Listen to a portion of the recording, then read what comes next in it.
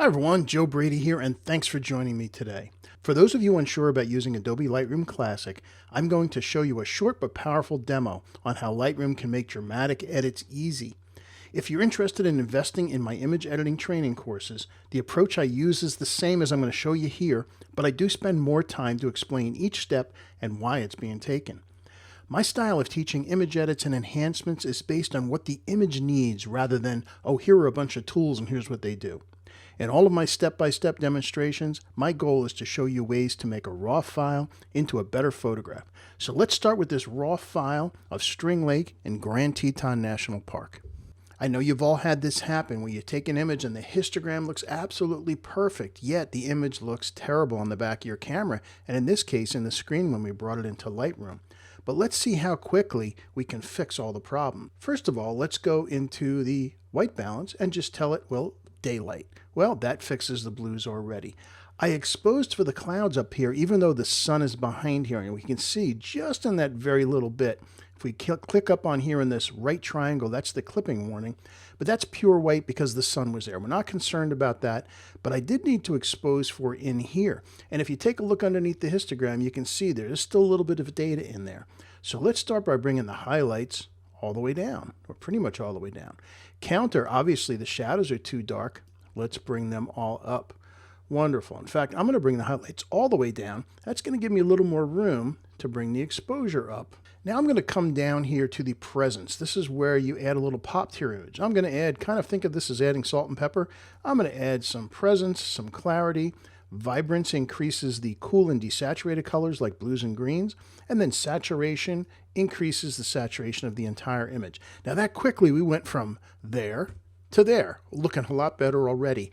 Now let's take a look at the things that can make this a better photograph. There's a lot of stuff in here we don't need. Oh, we have this little stick sticking out right here. See this stick down here? So that's got to go. It's just because it's a distraction and we don't want to distract our viewer from the image. So let me hit done on that and that's gone.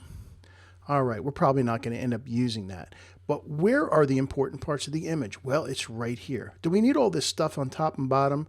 Probably not, but there's another problem first, and that's where do you want the viewer to look? Right now, you're kind of taking the entire scene. I want to guide the viewer to this point here, make you wonder what's going on there. So I'm going to get the brush. We've got auto mask turned on. I'm going to come down to the bottom, turn on the overlay, and I'm going to just click in here so that I can get these areas. And you can see it's leaving the blue alone. It's not going up into the sky. Now I'm going to hit O, which is the keyboard shortcut to turn off the overlay. And I'm going to bring up the exposure there a little bit. And I'm going to add some more saturation. Maybe even a little bit more different color. I'm going to make it a little bit bluer. And I'm going to bring the exposure up a little bit more. Great, now we have a reason to go over here. Now conversely, it's a little too bright over on the left side of the trees.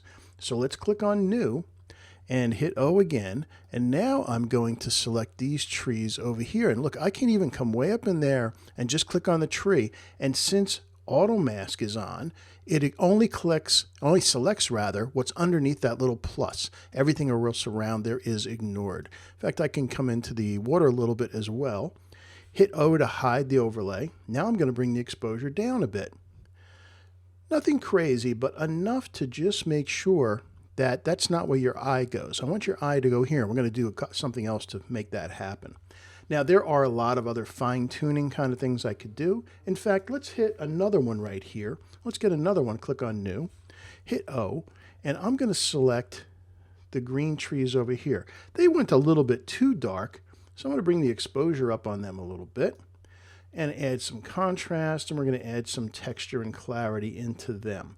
I'll bring the saturation up a bit as well. Looking good. Okay, we're getting close to being done. Now I mentioned this needs to be cropped, and this is a composition issue. And the reason is because there's just too much in the foreground, there's too much in the sky. Really, the idea is this beautiful reflection in the lake. So let's come up here to the crop tool. I'm going to bring down from the top, and I'm going to go just almost to the top of this tree. I don't want to have the tree split the scene and have this separated out from the rest of the sky. So about right there. And also, since this is a reflection, it's a mirror. So I'm going to bring up the bottom so that the shoreline here is kind of in the middle. In fact, I'm going to cheat. I'm going to actually come up a little bit extra. Bring this down. And also, as far as weight of the image goes, I want you to go here. There's a little bit too much dark over here, so let's bring that over as well. All right, so I'll hit done on that. Looking better. However, two more things I want to do. One, I'm going to come to effects. I'm going to put a vignette in, which is going to darken the corners, and it also darkened the overall bit of the image a bit, and that's okay because we're going to do one more thing to really guide the viewer to this point. I'm going to create a oval graduated filter here, and I'm going to angle it, and I'm going to bring it right to here, and I'm going to bring up the exposure. I'm going to bring up the exposure so you can see if I went too far, that's what I'm affecting. I'm going to bring up the exposure there, bring the highlights down a little bit, open up the shadows some more, and I'm going to add some more clarity and texture, maybe even a little dehaze to add a little more pop to the image.